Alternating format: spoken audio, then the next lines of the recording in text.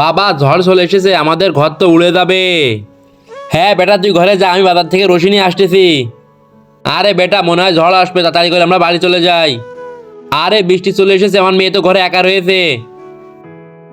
আরে বেটা তুমি এখানে কি করছো, তোমার বাবা কোথায়? বাবা রশি আনতে গিয়েছে।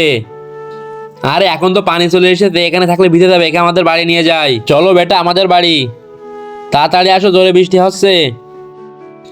বেটি আমি রশি নিয়ে চলে আইছি। বেটি, আরে আমার মেয়ে তো ঘরে নেই, কোথায় চলে গেল? ম্যাডাম বৃষ্টি থেমে গিয়েছে, আমাকে বাড়ি দিয়ে আসেন।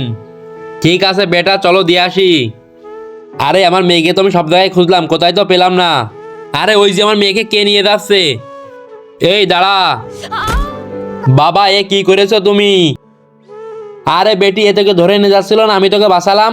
ইনি তো আমাকে সাহায্য করেছিল। সাহায্য কিভাবে সাহায্য করেলো?